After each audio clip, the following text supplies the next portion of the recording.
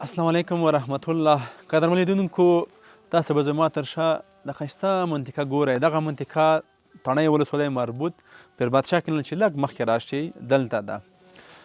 ماښام د ټایم ده، حتما داسې یوه ورځ راتلونکې ده چې زموږ او ستاسو به د ژوند اخرنی ماښام وي. لکه د ډېرو خلکو داسې اخرني ماښام یې راغلی دی او بیا دغه ماښام ته نه دي رسېدلي.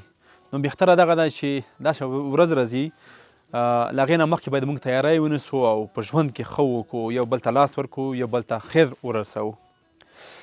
نن یوه کیسه درته کومه، خدای وکړي دا کیسه دې تاسې په ذهن باندې ښه ولګېږي او بد تصویر در باندې ونه کړي. یو سړی و، ناروغ او په کټ کې پروت و، ډېر وخت وشو، ناروغي یې اوږده شوله او خپلو بچیانو ورته څه چې لرل هغه یې ټول ورته خرڅ کړه، که هغه ځمکه وه که هغه هر څه و، خو بالاخره ژوند ورسره وفا ونه کړله. لکه ما مخکې یادونه وکړه چې داسې یو وخت راځي چې د ژوند اخرنی ماښام به وي. دغه بیچاره وفات شو. دی چې کله وفات شو نو حتما د ده وړه ماشومان وي، هغه پاتې شوي دي. هغه وړه ماشومان به موږ تاسو ته وښیو. تاسې دغه ګلالي ماشومان وګورئ، دا نن یتیمان دي. نن د کور سرپرست دغه هلک ته تاسې چې ګورئ. نو تاسې فکر وکړئ چې خدای نخواسته که زموږ او ستاسو ماشومان دغسې پاتې وي او څه نه لري او زموږ او تاسې په زړونو کې به څه تېرېږي هغه وخت. ښه، تاسو پلور څومره وخت کېږي چې وفات شوی دی؟ دغه 14 ورځې کېږي. 14 ورځې کېږي چې وفات شوی دی. خو مخکې مو کورونه چېرته وو؟ مخکې بندخیلې کې وو، بندخیلې نه اوس دغه کوزې ته راغلو، تڼیو ته. خو اوس یې دې ځای نه بیا دې لر وشړلو، دې لن ترت را راغلو. خو دې سته چې روغلی اوس به دغه د کور سرپرستي څوک په غوړه وخولي؟ دا خو دغه یې مو په غوړه، ده خو زه سباک هم یایم. سبق مکتب یایې؟ مکتب یم. آفرین دی. څوم سیم کې؟ اوتم سیم کې. اوتم سیم کې. خو خدای خو مهربان دی که نه؟ خپل فامیل دی فره اوس حتما به کور مسئولیت سخت دی، په زړه کې به نیول شوی وي ورته.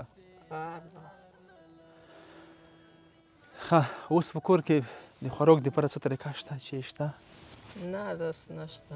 لکه چې شته په کور کې، چې نشته؟ کور کې داسې نشته چې خو دغه مړی اوس شته، دغسې یوه بل کوم عکس راوکړی، بل ارزي وه چې هغه راوړه ترړی یړو.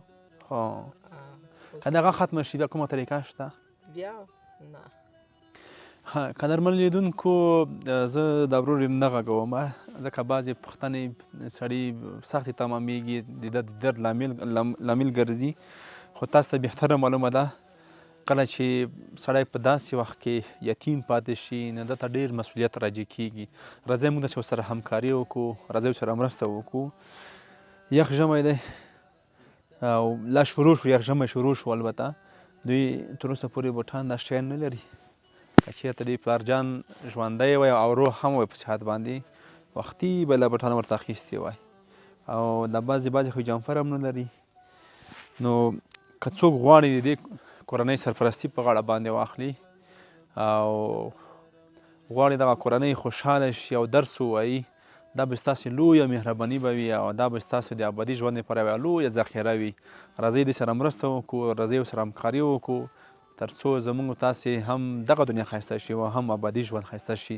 نو موږ دغه ویډیو په دې خاطر باندې وکړو چې راځئ د دې کورنۍ سرپرستي په غاړه باندې واخلئ.